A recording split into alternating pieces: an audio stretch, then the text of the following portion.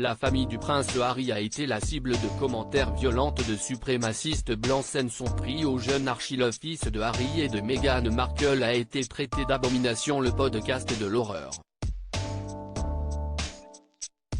Le procès de Christopher Gibbon et Tyrone Paton Walsh est toujours en cours à la Kingston Crown Court en Angleterre. Les deux hommes de respectivement 38 et 34 ans sont accusés d'avoir lancé des appels à la haine dans leur podcast intitulé Black Wolf Radio. Entre mars 2019 et février 2020, Christopher Gibbon a en effet tenu des propos racistes extrêmes à l'encontre non seulement du petit Archie, mais aussi de ses parents, le prince Harry et Meghan Markle. Selon l'International Business Times, il a ainsi qualifié le fils des Sussex d'abomination qu'il faut supprimer, justifiant ses propos par le métissage de l'enfant, né d'un père blanc et d'une femme noire.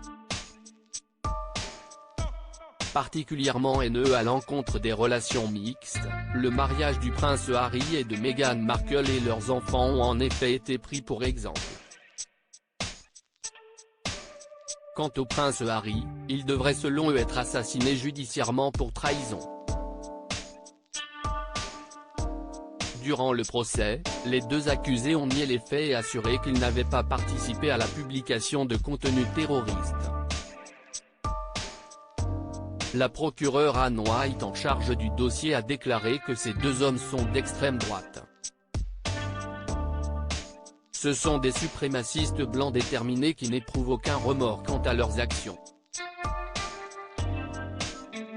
Ils ont pensé, en utilisant le format radio légitime, qu'ils pourraient répandre les idées dérangées en faisant passer cela pour de la liberté d'expression.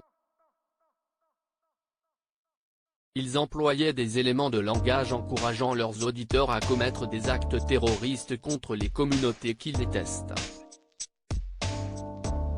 Un discours d'incitation à la haine disséminé au fil des émissions du podcast et écouté par un peu plus de 100 abonnés. Des racistes saluant les attentats terroristes. Toujours selon l'International Business Times, la cour qui a écouté de nombreux extraits du podcast témoigne de clips accompagnés d'images plutôt crues en arrière-plan.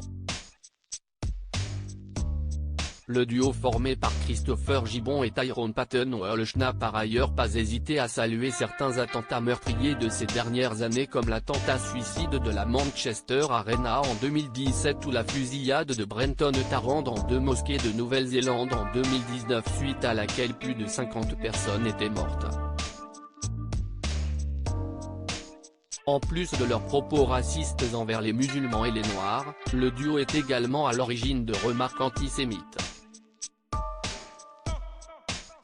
Si le prince Harry et Meghan Markle ont été pris pour cible, c'est aussi parce qu'il s'agit de personnalités publiques, mais les deux hommes sont surveillés par la justice britannique, bien loin du domicile californien des Sussex.